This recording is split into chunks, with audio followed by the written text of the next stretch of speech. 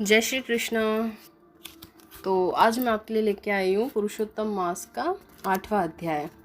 तो चलिए शुरू करते हैं। 8वां अध्याय, श्री कृष्ण का युधिष्ठिर आदि से द्रौपदी के पूर्व जन्म का वर्णन। सूत जी बोले, हे तपोधने, विष्णु और श्री कृष्ण का संवाद सुनकर नारद जी प्रसन्न हो फिर श्री नारायण से प्रश्न करते हुए बोले, हे प्रभु, रुक्मिणी नाथ विष्णु जब बैकुंठ को चले गए तब क्या हुआ, सो मुझसे कहो। श्री कृष्ण और विष्णु का सभी आख्यान सब प्राणियों का हितकारक है। ऐसे प्रश्न से प्रसन्न हो श्री बद्री नारायण जगत को आनंद देने वाले वचन बोले, हे नारद जी, रुक्मिणी नाथ विष्णु ने बैकुंठ में जाकर अधिमास को अपने पास ही स्थान दे दिया। वहां निवास पाकर अधिमास महाआनंद को प्राप्त हुआ और सब मासों का अधिपति होकर श्री विष्णु के साथ क्रीड़ा करने लगा। उधर श्री विष्णु 12 महीनों में मलमास को सर्वश्रेष्ठ बनाकर मन में बहुत प्रसन्न हो चिंता मुक्त हुए।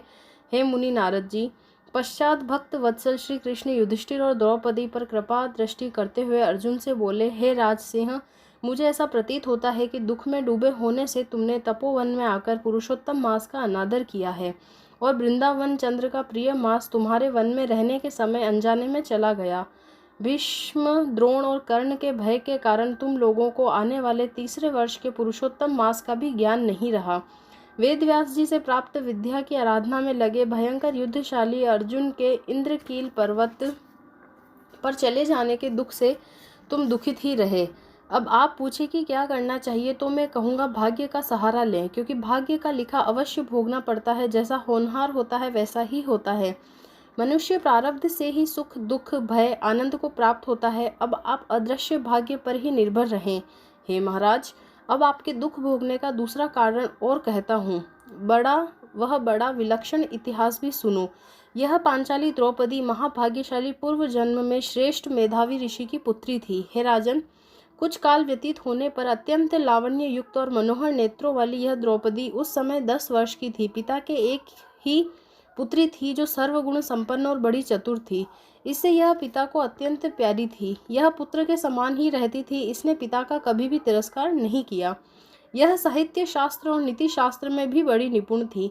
इसकी माता के इसके बालकपन में ही मर जाने से इसे पिता ने ही पाली थी।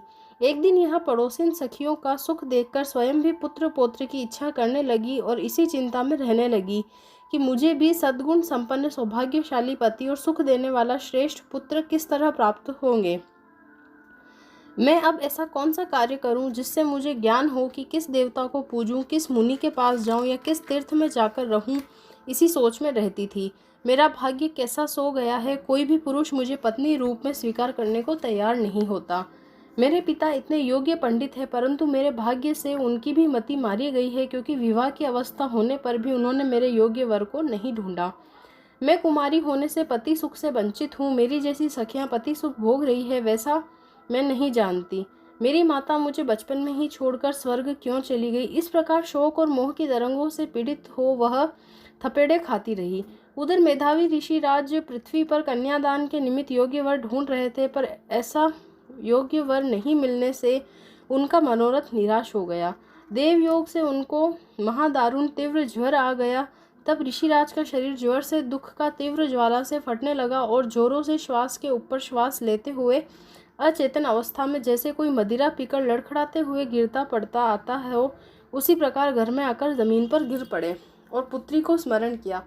पुत्री भय से व्याकुल हो जैसे ही पिता के पास आई, तब तक वे मरणासन हो गए।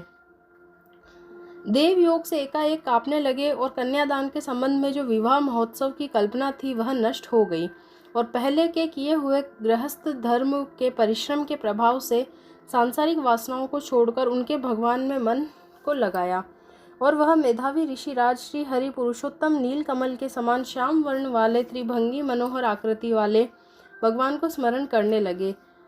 हे रासेश्वर, हे राधा रमन, हे प्रचंड भुजाओं से दैत्यों को मारने वाले, हे अति उग्र दावानल के पान करने वाले, हे गोप कुमारियों के उतारे हुए वस्त्रों को हरण करने वाले, हे श्री कृष्ण, हे गोविंद, हे हरे, हे मुरारे, हे राधेश, हे दामोदर, हे दीनानाथ, मेरा बारंबार नमस्कार है। मैं भवसागर में डूब रहा हूँ, मेरी रक्षा करो। मुनि के ऐसे आर्त वचन सुन गोलोक से भगवान के दूत शीघ्र ही आ गए और मरे हुए मुनि का हाथ पकड़कर भगवान के चरण कमलों में ले गए। इधर वह ऋषि पुत्री अपने पिता के प्राणों को निकलता देख हाय हाय कर रोने लगी और पिता की देह को गोदी में ले दुखित हो विलाप करने लगी। महादुखित हो दारुण रुदन करके कुर्री पक्षी की भांति विलाप करती हुई वह अपने पिता से बोली, मानो वे जीवित हो। हाय पिता, हे पिताजी, हे कृपा सिंधु, अपनी पुत्री को आनंद देने वाले, आप भी मुझे अकेली छोड़कर गोलोक धाम को चले गए। हे तात, बिना पिता के अब मुझे कौन रखेगा? न मेरे भाई है, न कोई कुटुंब का, और न मेरी माता ही रही। कौन मेरे भोजन और कपड़ों की चिंता करेगा? हे पिताजी, अब मुझे वेद ध्वनि भी सुनाई नहीं पड़ेगी।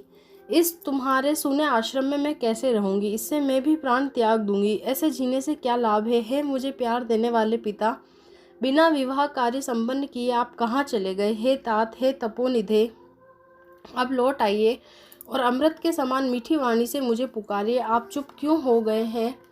उठिए उठिए, अब सोए हुए बहुत देर हो गई। इस प्रकार अश्रुधारा बहाते हुए वह अनेक विलाप करती रही। जोर जोर से रोने की आवाज़ सुनकर वहां वन में रहने वाले ब्राह्मण आपस में कहने लगे कि इस तपोवन में आज अत्यंत करुण भरे स्वर से विलख विलख कर कौन रो रहा है। तब वे सब तपस्वी महर्षि की पुत्री का रोना समझकर और निश्चय करके हाहाकार मचाते हुए वहां पहुंचे और पुत्री की गोद में मरे हुए मुनि को देखकर वे सब मुनि भी रोने लगे। फिर पुत्री की गोद से शव को उठाकर शमशान में शिवालय के निकट ले जाकर चिता बनाकर अंत्येष्टि विधि से दाह क्रिया संपन्न की। पश्चात कन्या को अनेक प्रकार से समझाकर वे सब अपने अपने स्थान को चले गए। कन्या ने धैर्य धारण कर पिता की संपूर्ण क्रिया के लिए यथाशक्ति धन खर्च किया। वह श्राद्ध आदि क्रिया करके उसी तपोवन में रहने लगी। जिस प्रकार बछड़े के मर जाने पर गाय आंसू बहाते हुए खाना पीना छोड़कर बिलखती रहती है, उसी प्रकार वह पुत्री भी पिता के मरण जनित कष्टों से रोती बिलखती आंसू बहाती हुई खाना पीना छोड़ अत्यंत व्यतीत रहती थी। इसी के साथ 8वां अध्याय समाप्त होता है। जल्द ही 9वें अध्याय के साथ मैं वीडियो अपलोड करूँगी। अगर आप लोगों ने अभी तक मेरा चैनल सब्सक्राइब नहीं किया है तो सब्सक्राइब कर लें, बेल आइकन ज़रूर प्रेस करें ताकि मेरे नए वीडियो का नोटिफिकेशन आपको मिलता रहे। और कमेंट सेक्शन में ज़रूर बताएं कि आपको मेरे वीडियो कैसे लग रहे हैं और पसंद आ रहे हैं तो लाइक करना ना भूलें। जय श्री कृष्णा।